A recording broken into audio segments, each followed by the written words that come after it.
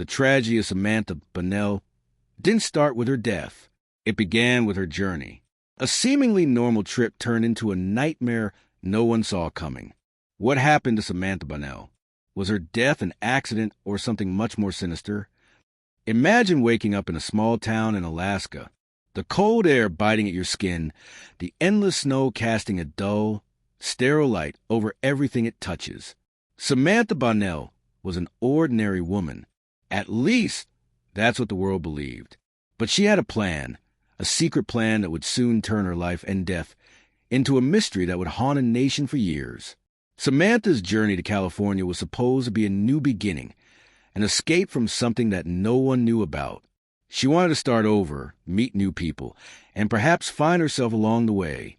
Her mother, living miles away in Oregon, had always encouraged her independence. But even she couldn't shake the sense that something wasn't quite right about this trip. On the surface, it seemed like a typical cross-country road trip. Samantha packed her bags, clothes, books, a few keepsakes, and hit the road.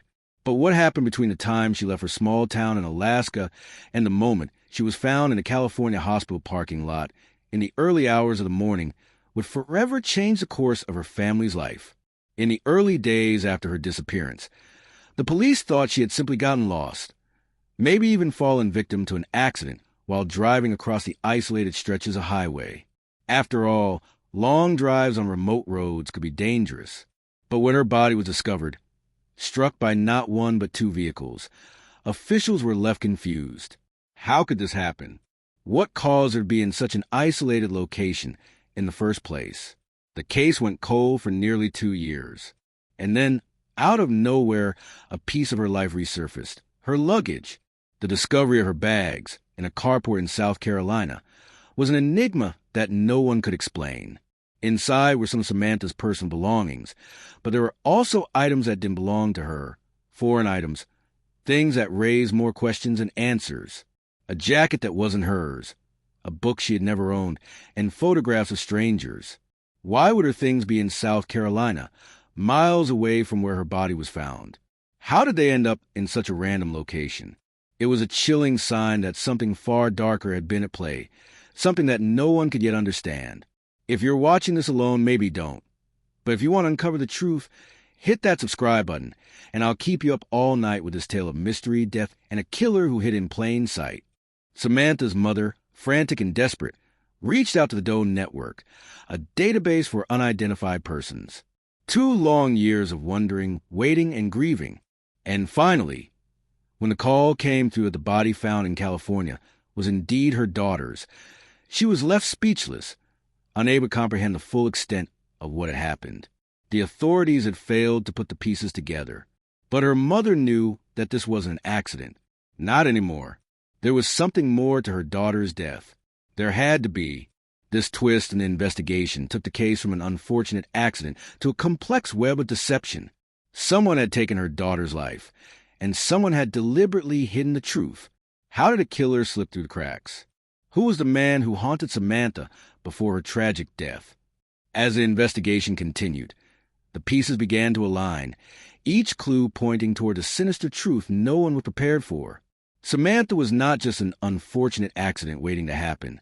She had been targeted. Someone had been following her. Someone knew exactly where she was going and when she was going to be there. The details that emerged from the investigation painted a gruesome picture.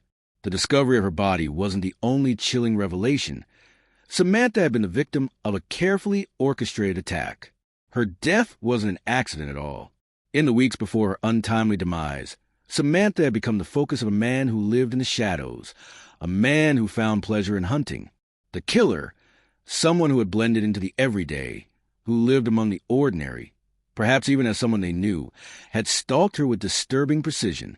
The authorities quickly identified a suspect who had been living in the area around the time Samantha vanished. A man named Victor, who had moved to the area a few months prior, but whose name was oddly missing from the radar of any of the locals. He was a quiet man, one who seemed harmless at first glance, but there was an air of unease around him. Victor had been in the vicinity of the crash site on the same night Samantha was killed. He had been in the area under a false name, using an alias and traveling under the radar. A man with no clear background, no solid ties to any community.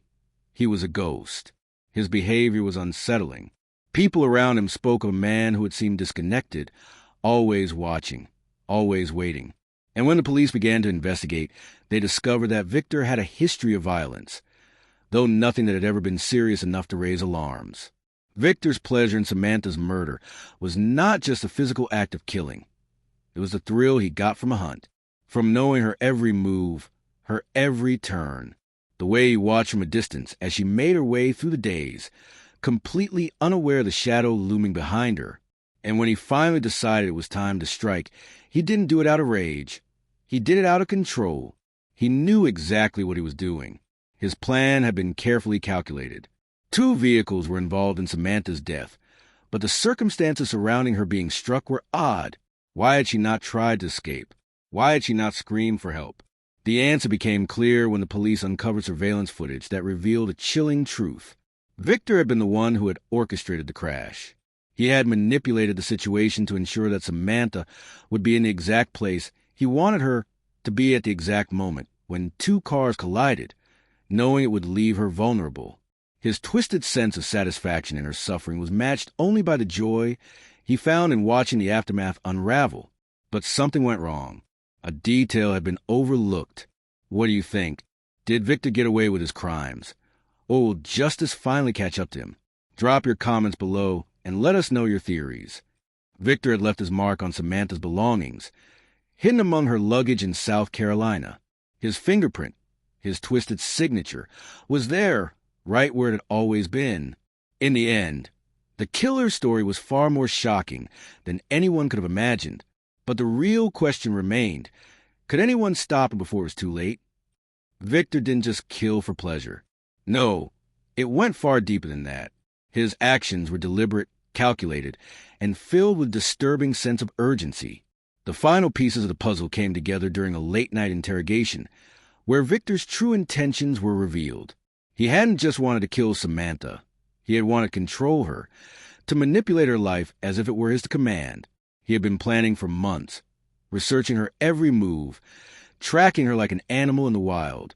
Samantha had been just another target, another conquest in his sick game. When they finally caught him, the truth was far worse than anyone could have imagined. Victor's motives were not just about the physical killing. He had been stalking and torturing women for years, always one step ahead of the authorities. He had an intricate system, a web of connections that spanned across the country, each new victim feeding into his growing hunger. But it wasn't just about the thrill of the hunt. It was about the control, the dominance, the power. Samantha had been the perfect victim, and he had toyed with her in ways that no one could have known. In the end, Victor was arrested, but the impact of his crimes would haunt everyone involved. His victims, the families of those he had manipulated, and the survivors who could not escape the horrors of his grasp. Samantha's mother, while relieved to finally know the truth, could never erase the image of her daughter's death from her mind. Victor's arrest did little to ease the grief. The scars will remain, etched into the hearts of those who were left behind. Thanks for joining me in this dark journey. If you want to hear more shocking true crime stories, don't forget to hit that subscribe button and join us in uncovering the truth behind these chilling cases. The case of Samantha Bonnell is a tragic reminder of how easily a person can slip through the cracks. The killer's pleasure wasn't just in the act. It was in knowing that his victims were just pawns in a sick game, their lives nothing more than a way for him to feel powerful. The consequences of his actions, however, will echo forever. And for Samantha's mother, the journey of finding her daughter's killer might be over, but the trauma and loss will never truly fade.